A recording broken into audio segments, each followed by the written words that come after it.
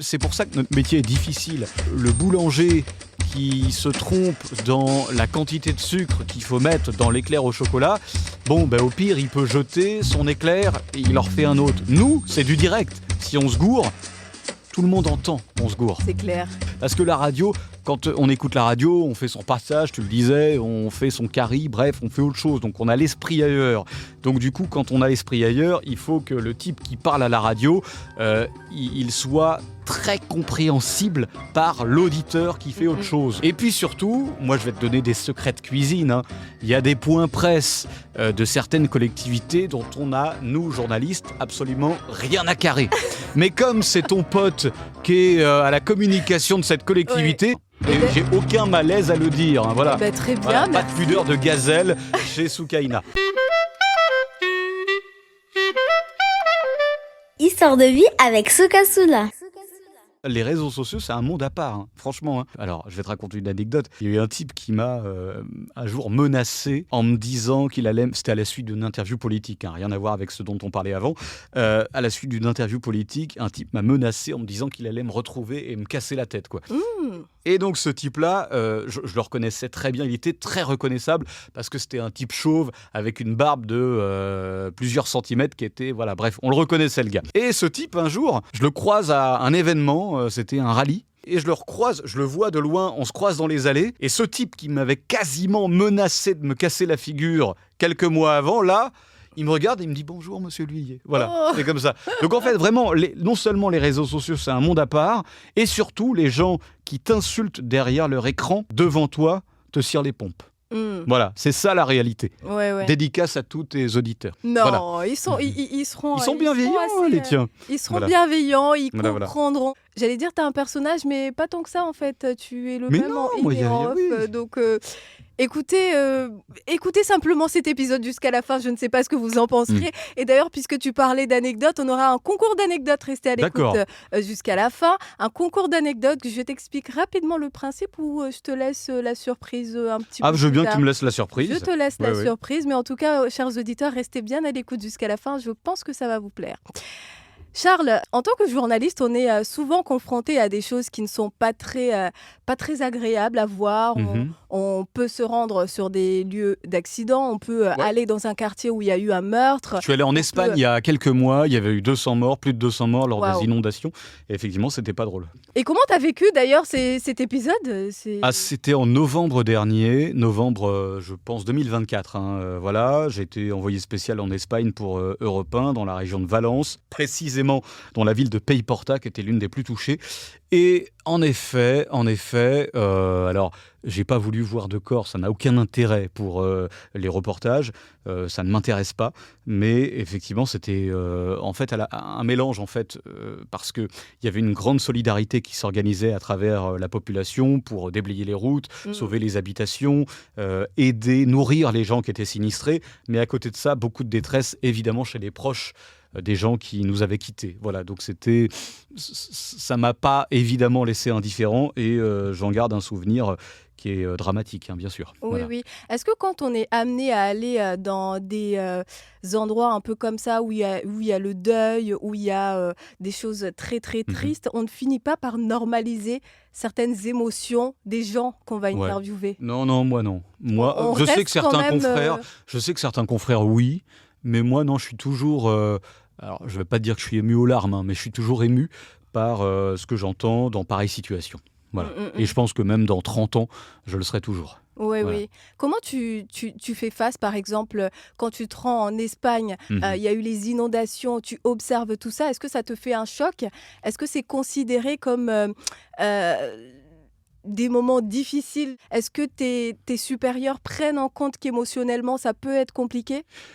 Bon, après, je suis reporter, donc mon job, c'est aussi que dans la production de mon travail, ce stress et cette émotion que tu décris ne transparaît pas, tu vois, voilà, c'est l'objectif.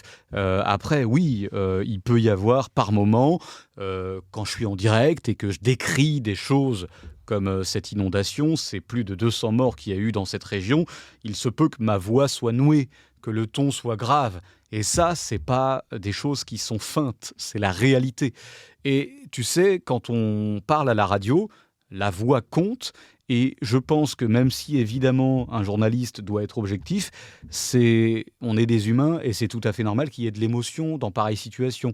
Et donc, ouais, ça peut arriver, hein, tout à fait. Alors, est-ce que les supérieurs prennent en compte ce paramètre ? Oui, sans doute. Mais après, on te demande quand même de faire ton job, c'est-à-dire d'informer les gens. Il faut avoir les reins solides. Hein, voilà. Oui. Généralement, quand on envoie quelqu'un là-dessus, c'est qu'il a plutôt les reins solides. On va éviter d'envoyer un petit jeune qui sort de l'école sur ce type de situation. Ouais. Voilà. Je suis d'accord. Moi, je me suis retrouvée, quand je sortais d'école, dans une situation très difficile. Un drame qui m'a complètement traumatisée. Pendant un mois, j'en faisais des cauchemars. D'accord, c'était quoi ? Et c'est vrai on peut que- savoir ou pas trop ? Non, ça n'a pas d'utilité. Tu me le Oui. diras hors antenne. Je te dirai hors antenne, effectivement. Donc, je me suis retrouvée, effectivement, dans cette situation qui était assez difficile. Je n'avais absolument pas les reins solides, comme tu dis. Et oui, je suis d'accord avec ce que tu dis. On envoie quelqu'un d'aguerri. Je pense Ouais. qu'aujourd'hui, quoique si me connaissant avec mon cœur d'artichaut, je vivrais la situation. Attends, t'es pas- sur Freedom, t'entends parfois des situations extrêmement compliquées. Il faut que tu gardes le cap et je pense que tu réussis parfaitement à le faire, il n'y a pas de souci. Oui, mais le après, il est toujours difficile quand Oui. tu vis ce genre de moment. Bien En sûr. tout cas, oui, pour tout le monde, je pense, Mhm. dans tous les cas. Bref, tu parlais du ton journalistique Ouais. il y a quelques minutes. Et quand on est journaliste, c'est vrai que les journalistes ont souvent tendance à utiliser un ton assez bizarre pour beaucoup, un petit peu théâtral, tu sais, pour dire par exemple une phrase toute bête, la boulangère était partie chercher son Ouais, pain, ouais. nous on va le dire en mode... et la boulangère s'était rendue dans cet espace pour récupérer son pain. Oui, Enfin, oui. Je ne sais pas si tu vois ce que je veux si, dire. si, Est-ce voilà, que ça ouais. s'installe naturellement quand on intègre En fait, une je pense qu'il y a- rédaction où il y a un réel travail? Il y a plusieurs étapes. La première étape, c'est que quand on est très très jeune, on essaie machinalement, mécaniquement de reproduire ce qu'on entend et ça devient caricatural. Après, il y a une seconde étape où on est à l'école de journalisme. Donc du coup, les profs qui sont des professionnels nous disent de poser notre voix comme ça. Donc là, c'est un peu moins caricatural. Et puis ensuite, il y a l'expérience du métier qui fait qu'on trouve notre ton. Et c'est vrai qu'en fait, oui, c'est un petit peu caricatural. Moi, quand je vais acheter un Paris-Brest à la boulangerie, je ne vais pas voir la boulangère en lui disant « Bonjour madame, je souhaiterais un Paris-Brest à 2,95 €. Et s'il vous plaît, faites que la farine à l'intérieur ne soit pas périmée. » Voilà, non, évidemment, sinon il me prendrait pour un ouf. Hein, voilà. Totalement, oui. Donc du coup, non, comment ça se passe ? Non, mais pourquoi ils ont tous, les journalistes, ce ton-là ?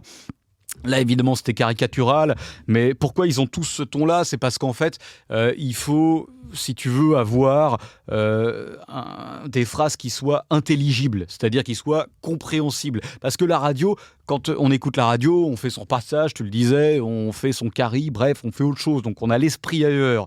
Donc, du coup, quand on a l'esprit ailleurs, il faut que le type qui parle à la radio, il soit très compréhensible par l'auditeur qui fait autre chose. Donc du coup, c'est pour ça parfois on exagère un peu sur les formulations, les prononciations et le ton. Voilà. Je pense que c'est l'explication aussi. Voilà. Oui. Et puis quand on est à la radio, il faut aussi avoir une certaine solennité, quoi. Voilà. Oui. Donc on peut pas se permettre, par respect pour les auditeurs, de parler comme si on était au PMU du coin de la rue, quoi. Voilà. On peut pas tout se à fait. permettre de parler comme on parle là dans Bah oui. notre Voilà, épisode de ouais, podcast. tout à Ça fait. n'intéresserait pas forcément, ça ne serait pas Ouais. formel. Ouais, voilà. Il Oui. faut, voilà.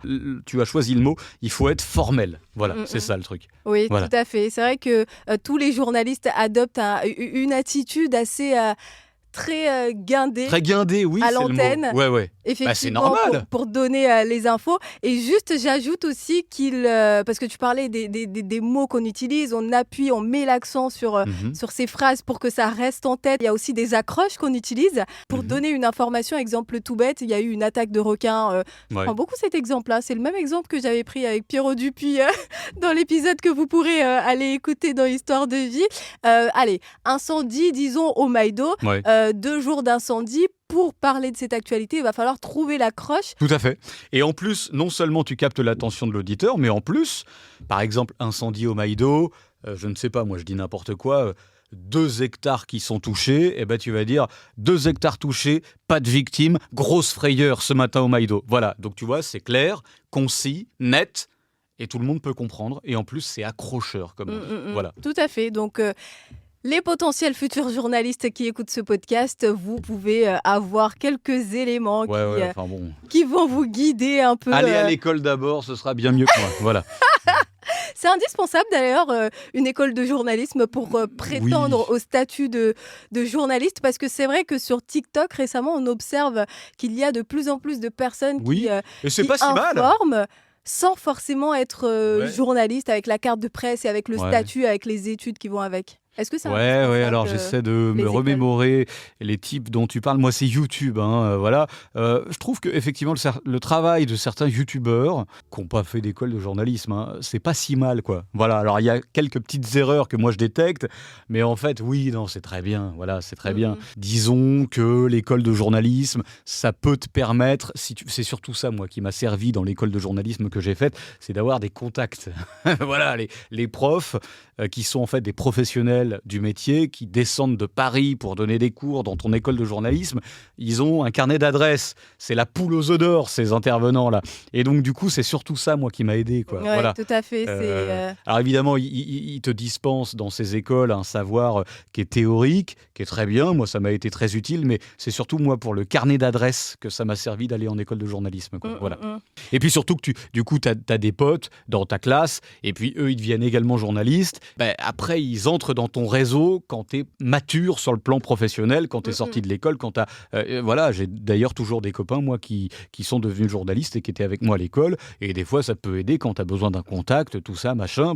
Les copains que tu t'es fait en école de journalisme, ils sont d'un grand secours, quoi. Voilà. Oui, qui deviennent journalistes, ou pas forcément, qui font le choix de la communication. Oui, il y a ça aussi. Et du coup, ils rentrent dans les collectivités. Et là, je suis en train de penser qu'effectivement, il y a énormément de journalistes qui se tournent vers les collectivités pour communiquer. C'est le cas, pour prendre des exemples Sarah Patel, notamment, qui est à la Cireste. Qui est à la Cireste, qui était à la mairie de Saint-Pierre il y a quelques mois, maintenant à la Cireste. C'est le cas de Nicolas Guy, ancien présentateur d'Antenne Réunion, qui a été au TCO. C'est le cas de Kemlé Rongoa récemment, il est où, à la région maintenant. D'accord. Chez nous, à Freedom, on avait Honorine Angama, qui est passée par la mairie de Saint-Denis ensuite, après Freedom. Voilà. Qu'est-ce qui fait que ces journalistes font le choix, au cours de leur carrière, de se diriger vers les collectivités? Moi, je me rappelle, en école, on nous disait qu'informer n'est pas communiquer, il faut surtout pas tomber dans... Moi, je suis d'accord avec cet adage. Qu'est-ce qui fait qu'ils sont très convoités par les collectivités? En fait, c'est déjà une première chose, c'est parce que quand tu es journaliste, notamment sur un petit territoire comme La Réunion, tu connais tous les autres journalistes. Et c'est même tes copains. Et donc, ça, les collectivités dont tu parles le savent.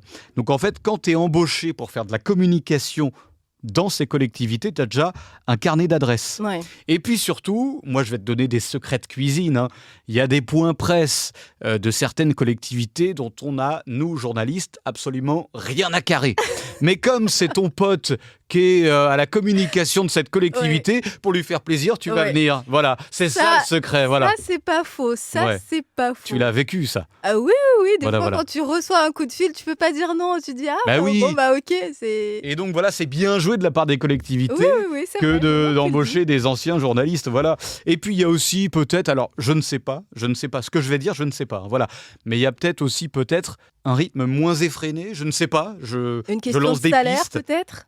Je pense pas quand même, parce que on est bien lotis en étant journaliste. Alors oui, ça dépend des rédactions, mais effectivement, quand tu travailles pour une collectivité comme la région ou ailleurs, ils ne gagnent pas des milliers et des cents, la région. Oui, mais je crois que c'est sur le barème de... Bon, je ne vais pas aller sur un terrain... Sur le barème de la fonction publique territoriale bonifiée, c'est ça? Oui.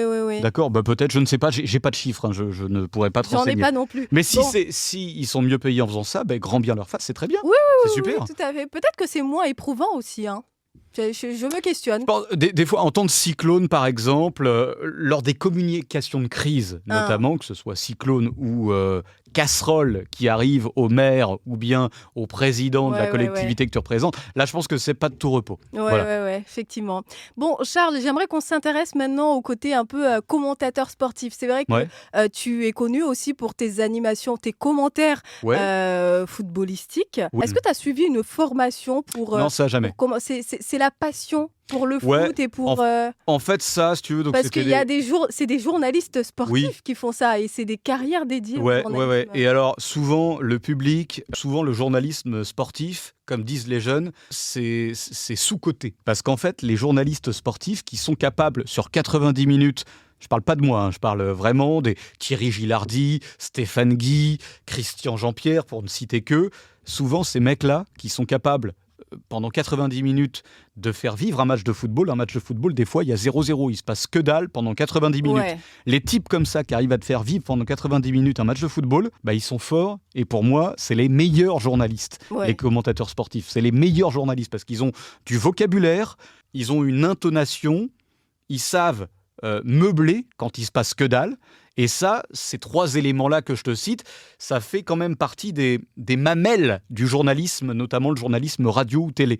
Et donc, c'est des gens qui ensuite développent une grande aisance s'ils font un autre type de journalisme, c'est-à-dire, je sais pas moi, journalisme en télé ou en radio, bref, sur des émissions plus classiques. Donc en fait, voilà, j'ai fait une formation, j'ai pas fait de formation pour être journaliste sportif. Non, moi, ma formation, c'était que je jouais beaucoup à FIFA quand j'étais gosse Ok. et je commentais quand je jouais moi-même à FIFA. Voilà, c'est Ah, tout. c'est marrant. C'était ça, voilà. Ouais, C'était oui. tout. Voilà. Et tu t'es retrouvé comme ça à commenter 90 minutes. C'est Ouais, c'est 90 minutes un match de football, ouais, tout à fait. Ouais.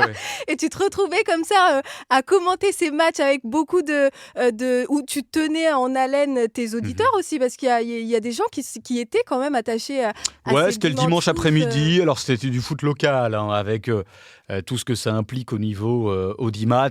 Donc, je pense qu'on pétait pas les scores, voilà.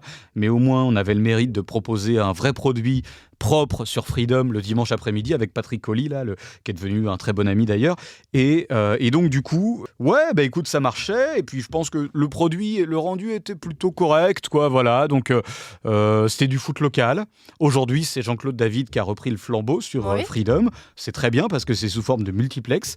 Et puis, en face, c'est un produit très bien aussi. C'est Patrick Ramoudou sur Réunion la Tout à Première, fait. qui est en face, qui est concurrent en fait Mhm. de Jean-Claude David. Et je trouve que c'est bien parce que du coup les auditeurs ont le choix. Voilà. Moi, je suis aussi Patrick Ramoudou Ouais. sur les zones de la première. Et c'est vrai que j'aime bien parce que c'est très clair pour quelqu'un comme moi qui n'y connaît pas grand-chose. D'accord. J'arrive vraiment à T'écoutes Jean-Claude David ou pas quand même? J'écoute Jean-Claude David aussi, ça Un peu moins. m'arrive. D'accord, toi, c'est Team Patrick Ramoudou, toi alors. Non, j'aime bien, effectivement, parce que comment dire, c'est accessible. Oui, c'est-à-dire que l'objectif qu'on avait, effectivement, tu parlais justement de faire en sorte sur Freedom, tout à l'heure, de capter un maximum, un public très large. Nous, avec Patrick Colly à l'époque, et puis Salim Abdou un petit peu avant, notre objectif, c'était de plaire aux fans de football qui s'y connaît vraiment, et puis aussi de casser la blague pour plaire à cette même Madame Payette dont je te parlais tout à Oui, l'heure, oui, oui. et qui n'y connaît rien en football, mais Ouais. qui veut passer un beau moment un dimanche après-midi, plutôt que de lire un missel, eh bien, elle va écouter le football et elle va se marrer. Et donc, l'objectif, c'était de Ouais. plaire à tous ces publics, quoi. Voilà. Oui, tout à fait. Et je reviens juste sur le fait que je n'écoute pas Patrick... non, pas Patrick... Jean-Claude David. T'as oublié son prénom, oh là là. C'est simple, c'est parce que j'ai repris tes matinales du week-end. Donc, Donc tu dors. forcément, oui, voilà. Dimanche foot, T'écoutes je Patrick dors. Ramoudou, quand même. Je l'écoute en différé. C'est pas D'accord. pareil. Ah, tu écoutes Patrick en podcast. Les Patrick résumés, Ramoudou, d'accord. oui, voilà. Bon, c'est exactement. génial. Super. Bon, Charles, on arrive à la fin de cet épisode de podcast. Mais avant de terminer, j'aimerais qu'on se fasse un concours d'anecdotes. On le sait, en tant que journaliste, on est amené à se rendre dans différents terrains pour couvrir des manifestations ou des choses qui se passent dans notre environnement, ou pas forcément, ou à l'antenne, il se passe pas mal de choses. J'ai envie de te proposer un concours d'anecdotes. Chacun, à son tour, va devoir donner une anecdote. Elle peut être vraie ou fausse. Et l'autre devra deviner si c'est une vraie Ok. anecdote ou fausse. Donc, tu C'est vas me simple. donner une de tes anecdotes, toi, ou pas? Je vais te donner une de mes D'accord. anecdotes et tu vas devoir Ok. deviner si c'est une vraie anecdote ou si je suis en train Très bien. J'écoute. d'inventer. Ah, hé, hé, honneur aux invités. Je commence alors. Ok. Alors, c'était... on a combien de temps là? Parce que je vois pour On a ton tout ton montage... temps. Bon, ok. Alors, c'était en 2019, à l'occasion d'un 1er avril. On a fait une émission le soir en prime time sur Antenne Réunion.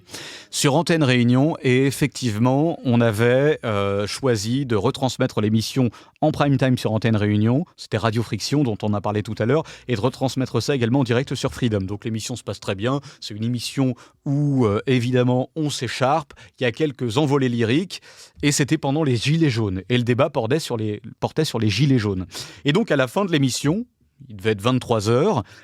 Donc c'était une émission en direct et en public dans les jardins de Radio Freedom. Et donc à la fin, 23h, le public sort de la radio. Et puis il y a des gilets jaunes qui débarquent et qui encerclent la radio, qui se mettent devant le portail et qui nous disent « C'est pas les bons gilets jaunes que vous avez interviewés. Nous, les vrais gilets jaunes, c'est nous. Donc on veut un temps d'antenne. Waouh. » Sauf que là, Antenne Réunion avait déjà remballé. C'était la publicité. Incroyable. Il y avait une série qui passait après, quoi. Et là, les gilets jaunes voulaient... qu'on interrompe la série en cours alors qu'on avait rendu l'antenne depuis 20 minutes. Ils voulaient qu'on reprenne le direct pour leur donner un temps d'antenne pour qu'ils disent des propositions, je sais pas quoi. Bref, un truc complètement improbable. Et donc, on a dû, je crois, appeler la police parce que nous, du coup, on pouvait plus sortir. On était avec Maya Le Texier, je me rappelle, en train de fumer sur la terrasse. Là, on pouvait pas partir. Maya Le Texier, c'était à l'époque la directrice d'Antenne Réunion. Et on était coincés, quoi. On pouvait plus sortir parce que on était assiégés, quoi, véritablement. Voilà. Donc alors, est-ce que c'est vrai, est-ce que c'est faux? Moi, je pense que c'est vrai parce que tu as raconté ça avec beaucoup de spontanéité. À aucun moment, tu as bugué. Donc, je pense que c'est une vraie information. Et connaissant le contexte, l'époque des Gilets jaunes, c'était assez tendu. Je pense que c'est vrai. Ouais, c'est vrai. Waouh, c'est incroyable. C'était le 1er avril 2019. 1er avril, presque une blague en fait. Ouais, c'est ça. Et comment ça s'est terminé? Ils sont repartis au final? Ouais, ça va. En fait, on avait Fadi, qui était notre agent de sécurité, qui, du coup, tu le connais? Oui. D'accord. Qui, du coup, avec beaucoup de tact, a réussi, à force de parler, à les reconduire de là où ils venaient, quoi. Voilà. Oui, ils n'étaient pas méchants. C'est ça. Ils n'étaient pas méchants, les gilets jaunes. J'insiste, ces gilets jaunes qu'on a eu devant nous. Mais ils voulaient un temps d'antenne. Voilà, c'est tout. Et moi, je ne suis pas technicien, je ne suis pas PDG d'Antenne Réunion. Donc, je ne pouvais pas décider de ça, quoi. Voilà. Ouais, ça ne se fait pas comme ça, prise d'antenne. Mais ça, explique-le aux gens, quoi. Ça, tu ne peux pas le dire. Enfin, voilà. C'est compliqué à comprendre. C'est pas aussi simple, effectivement. Non, c'est sympa. Merci pour cette anecdote. Toi, c'est quoi, toi? Donc, un matin, j'étais à la présentation, donc je fais mon journal. Et il s'avère que dans l'actualité, il y avait cette affaire de salariés et de bailleurs sociaux qui s'étaient retrouvés devant le tribunal pour des faits de... je ne sais plus trop quoi, si je ne dis pas de bêtises, détournement de fonds ou un truc comme ça. Bref, c'est pas important. Et donc, moi, j'ai donné l'information, sauf qu'au lieu de citer le bailleur concerné, j'ai cité un autre bailleur social. Ça, c'est vrai, ça. J'ai cité un autre bailleur social. Oh là là. Donc, ce qui s'est passé, c'est que je m'en aperçois très rapidement entre mes deux journaux et je décide de faire l'erratum. Oui, voilà, très bien. Ça, c'est bien, ça. Le journal. C'est comme ça qu'il faut réagir. Le journal suivant. Et donc, voilà, pour moi, l'affaire est réglée. Sauf que le lendemain matin, non, quelques jours plus tard, je reçois un mail. Madame Soukaina Soula, vous nous avez cité alors que ce n'était pas nous.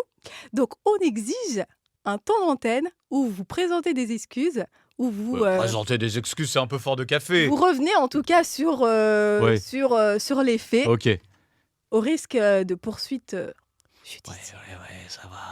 Ça va. Donc, est-ce que c'est une vraie anecdote? C'est D'ailleurs, vrai. dites-nous. C'est vrai. Dites-nous en commentaire si vous pensez que c'est une vraie anecdote. Ça, c'est vrai. C'est vrai. Et je reconnais le style un peu pompeux et menaçant des types de mails qu'on peut avoir dans pareille situation. Donc oui, c'est vrai. C'est totalement vrai, oui. Bah oui. Oui. Et alors du coup, tu as fait... Parce que pour moi, ce que tu as fait au journal d'après suffit en fait. Oui. Voilà. Moi, quand je reçois ce mail, évidemment, je suis stressée. Je me dis, je vais me retrouver devant le tribunal à prendre un avocat, etc. Donc je réponds simplement au mail en disant que j'ai déjà fait la modification. Oui, très bien. À l'antenne. Et t'as pas montré que t'avais peur. Non, Très bien. absolument pas. Voilà, parfait. Non, mais ça, c'est ça, parce que voilà. Et du coup, comment Et ça donc s'est ça fini? s'est terminé comme Voilà. ça. La dame m'a remercié. Merci beaucoup.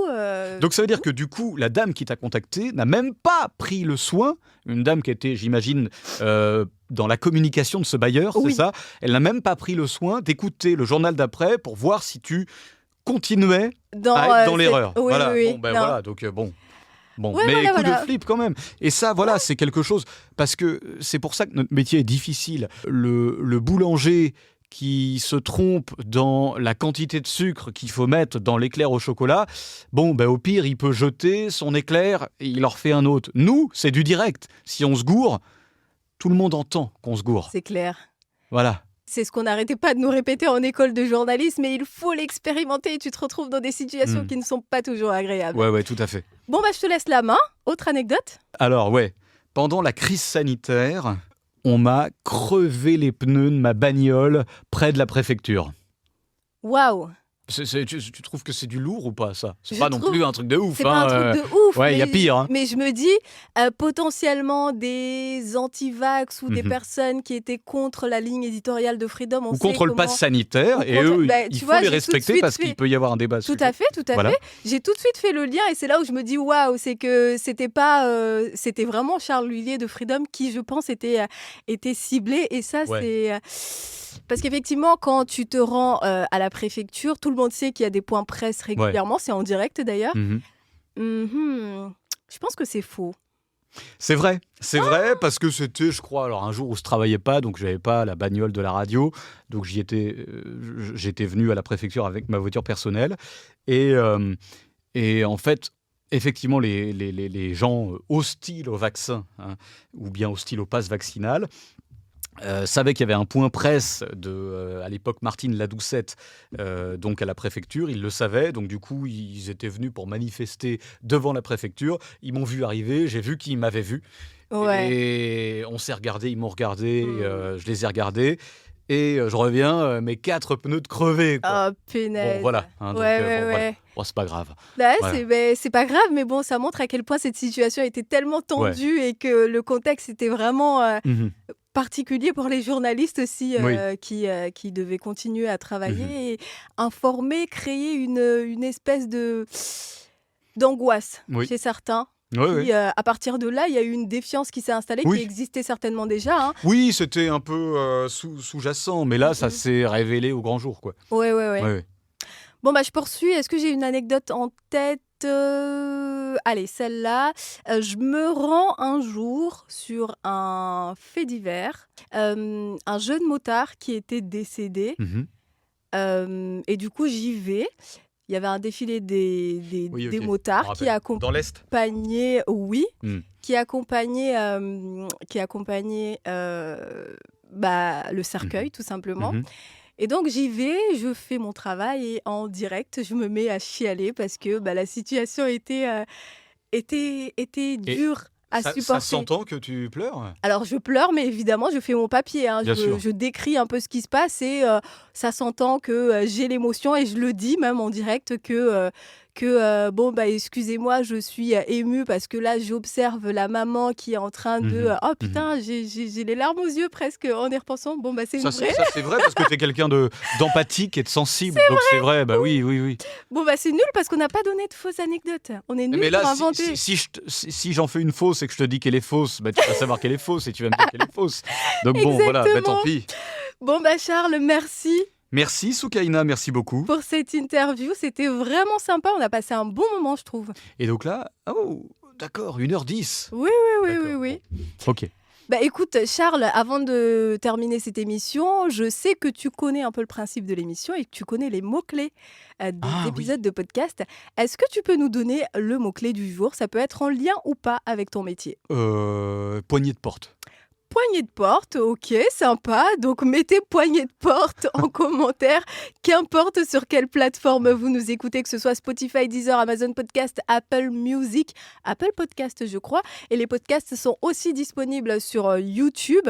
Donc mettez poignée de porte et on saura que vous nous avez écoutés jusqu'à la fin. Avant de nous laisser, je vais juste vous demander de nous mettre 5 étoiles. 5 étoiles, est-ce que tu sais pourquoi? Non. Un peu comme les hôtels. Quand tu as kiffé un hôtel, un restaurant, tu le notes, non? Oui, tu mets Et la 5 étoiles. Voilà, oui, c'est Ouais, ouais. c'est le Mais même sur principe. quelle plateforme on peut mettre 5 étoiles alors? N'importe quelle plateforme. D'accord. Sur Spotify, Deezer, Amazon Podcast ou je suis Apple vieux. Music. Et sur YouTube, on met juste le pouce Le bleu. pouce bleu, d'accord. Exactement. Il n'y a plus les pouces en bas là sur YouTube. Hein, Il y a le pouce en bas, Il y a mais le pouce en celui-là, bas on fait comme s'il n'existait pas. D'accord, oui, non, pardon. Bon, bah merci encore une fois, Charles. Merci Sokaina. C'est ainsi qu'on va clôturer cet épisode de podcast. Je vous dis, toi, tu enlèves ton Pardon. cast, on n'a même pas terminé. Je suis dissipé. Faut me laisser le temps de terminer ma conclusion, enfin. Très bien.